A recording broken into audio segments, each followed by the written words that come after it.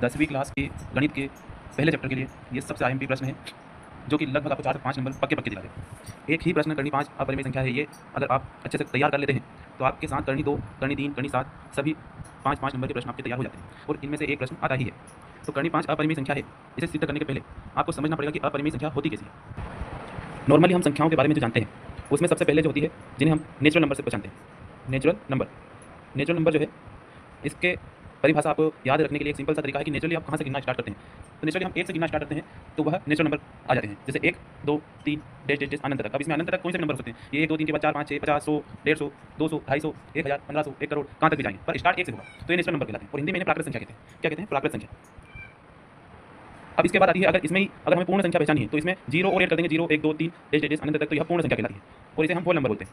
पूर्ण संख्या के बाद हमें इंटीजर पढ़ाए जाते हैं, पूर्णांक, जिसमें हम 0, 1, 2, 3 अनंत तक इधर, और -1, -2, -3 डैश डैश इधर भी अनंत तक होते हैं। ये होते हैं पूर्णांक। पूर्णांक के बाद में आपके पास आते हैं परिमेय संख्याएं। परिमेय संख्या वो संख्या होती है जिन्हें हम बटे के रूप में लिख सकते हैं, मतलब a/b के रूप में लिख सकते हैं, जैसे 1/2, 3/4, यहाँ तक कि ये सारी संख्याएं जो कि पूर्ण संख्या, नेचुरल नंबर, पूर्णांक, ये सभी भी हम जो है, ये भी हम संख्याएं जो है इन्हें भी हम परिमेय संख्या के रूप में लिख सकते हैं। जैसे -3 को -3/1 लिखा जा सकता है, ये भी परिमेय संख्या हो गई है। कहने का मतलब ये है कि हर वो नंबर, जैसे कि 2 हो गया, 2/1, 55 तो 55/1 भी लिख सकते हैं, तो ये सब परिमेय संख्या आती है, जिन्हें हम रेशनल नंबर या परिमेय संख्या कहते हैं।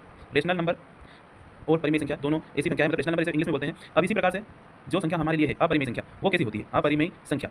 अपरिमेय संख्या वह संख्या होती है, इसकी परिभाषा सीधी सीधी ये है, जिसे हम a/b के रूप में नहीं लिख सकते। जिसे हम a/b के रूप में नहीं लिख सकते हैं, ऐसी संख्या को हम अपरिमेय संख्या कहते हैं। जैसे कि इसमें एग्जांपल के लिए करनी 3, करनी 5, या फिर 3 + 2 करनी 5, या फिर कुछ ऐसी संख्या होती है कि 0.11, 0, 1, 1, 1, 0, 0, ऐसे जो बढ़ती जाती है, भाग दिया जाता है, खत्म ही नहीं होती, वो अपरिमेय संख्या में आती है। अब ये अपरिमेय संख्या है, ये तो आप पहचान गए। अब हम सोल्व करते हैं कि करनी 5 अपरिमेय संख्या है और उसे सिद्ध करना है। करनी 5 अपरिमेय संख्या है, यह सिद्ध करने के पहले पहली लाइन में हम यह मान लेंगे कि यह परिमेय संख्या है, क्योंकि जो संख्याएं अपरिमेय संख्या है वो p/q के रूप में नहीं लिखी जा सकती, और जो संख्याएं परिमेय संख्या है वो p/q के रूप में लिखी जा सकती है। जिस प्रकार हमारी कोई काफ़ी या फिर कोई पेन कोई मित्र ले लेता है, वो मान नहीं रहता कि हमारा पेन वो दे, और उसके लिए वो बहाने बनाता है, और उसके कुछ कारण बताने पड़ते हैं हमें कि ये पेन हमारा है। तो उसके लिए हम क्या बहाना बनाते हैं, वो सुने ताकि हमारी बात, उसे हम कहते हैं कि मान लो कि ये पेन तुम्हारा है, ठीक है, मेरा नहीं है तो फिर ये तुम्हारा है, तो तुम्हारा है तो फिर कंडीशन हम बताते हैं कि ये इसमें इसका जो ये कलर है ऐसा है क्या, इसकी रिफिल यहाँ तक भरी है क्या, बता। कुछ कंडीशन बताने के बाद वो जब मान लेता है कि हाँ ये ऐसा है, तो फिर वो प्रूफ हो जाता है कि वो हमारा पेन है, और वो पेन हम ले लेते हैं, या फिर काफी हम ले लेते हैं। उसी प्रकार से हम इसमें भी हम ये मानेंगे और ये सामने वाले को दर्शाएंगे कि ये करनी 5 अपरिमेय संख्या है, ये सिद्ध करना मतलब वो मान नहीं रहा कि ये अपरिमेय संख्या है, तो इसलिए हम मान लेंगे कि कि अपरिमेय संख्या है। तो लिखेंगे माना कि करनी 5 जो है परिमेय संख्या है। अगर अपरिमेय संख्या नहीं है तो परिमेय संख्या है, उसके हिसाब से तो हम मान लेते हैं कि माना कि यह परिमेय संख्या है। अब चूंकि यह परिमेय संख्या है करनी 5, तो ये बटे के रूप में लिखी जा सकती है। अगर ये बटे के रूप में लिखी जा सकती है तो इसका कोई अंश होगा और कोई हर होगा। ऊपर जो रहता है वो अंश होता है, नीचे जो हर रहता है बटे वाली संख्या में, जो ऊपर वाली संख्या जो रहती है उसे न्यूमरेटर बोलते हैं, डिनोमिनेटर नीचे वाले को बोलते हैं। तो इसी प्रकार से मान लेंगे कि यह करनी 5 अपरिमेय संख्या है, परिमेय संख्या है, और परिमेय संख्या होने के बाद यह बटे के रूप में लिखी जा सकती है, तो ये बटे के रूप में p/q के रूप में होगी, जिसमें अंश जो है इसका p हो गया और हर जो हो गया इसका q हो गया। अब अगर p और q परिमेय संख्या है, क्योंकि कुछ संख्या ऐसी होती है जिनमें कुछ कॉमन होता है, एग्जांपल के तौर पे जैसे कि 4/2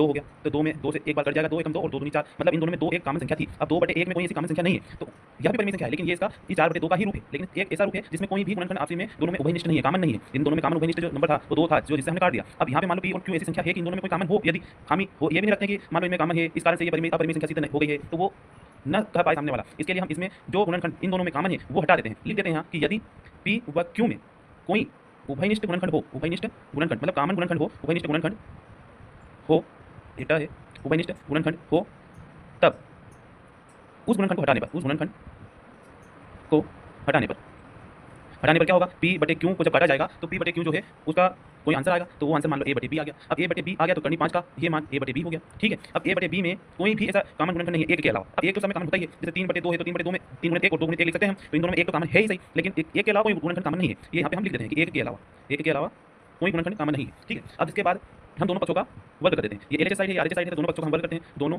पक्षों का वर्ग करने पर क्या होगा, करनी 5 का जो है वर्ग हो जाएगा और a/b का वर्ग हो जाएगा। अब ये वर्ग है तो करनी 5 का जो वर्ग है तो वर्ग से वर्गमूल कट जाएगा, तो यहाँ पे आ जाएगा 5, ठीक है, और a का स्क्वायर हो जाएगा बटे b का स्क्वायर हो जाएगा, ठीक। अभी b स्क्वायर इधर भाग में है तो बराबर क्या हो जाएगा, तो गुणा में हो जाएगा, तो b स्क्वायर × 5 इक्वल अब a स्क्वायर बचेगा, ठीक है। अब ये 5 जो है 5 जो है ये इधर गुणा में इधर जाएगा तो भाग में, तो b square equal a square upon में 5 बटे में 5 आ जाएगा। ये 5 इधर गुणा में था, इधर आ गया तो भाग में आ गया। अब चूंकि a स्क्वायर में 5 से भाग लग रहा है तो ये प्रमेय है, जो कि प्रमेय एक ही पार्टी है, प्रमेय 1.3।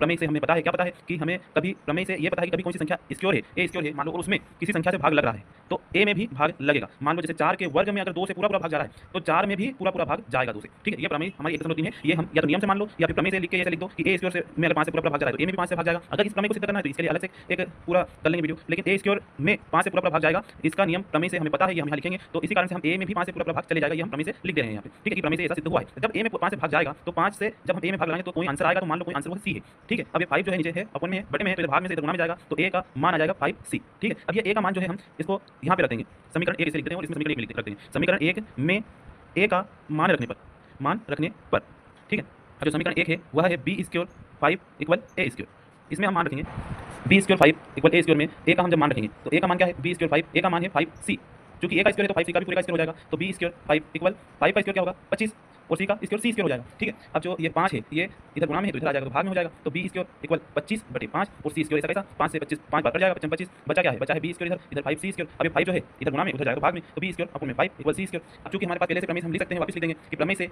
अगर बी स्क्वायर में 5 से पूरा भाग लग रहा है तो बी में भी 5 से पूरा भाग लगेगा, ठीक है। ये प्रमेय से हम लिख सकते हैं। अब ये बी में अगर 5 से भाग लग रहा है और ए में भी पहले सिद्ध कर चुके हैं और ए में भी 5 से भाग लग रहा है, मतलब a/5 हम पहले सिद्ध कर सकते हैं, कर चुके हैं, ए में भी 5 से भाग लगता है।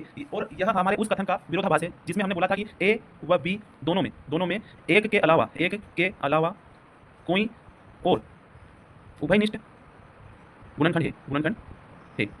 इस कथन का यह विरोधाभास है। यहाँ पे यह कथन जो है, ये जो कहा है हमने, यह कथन यहाँ जो है गलत है।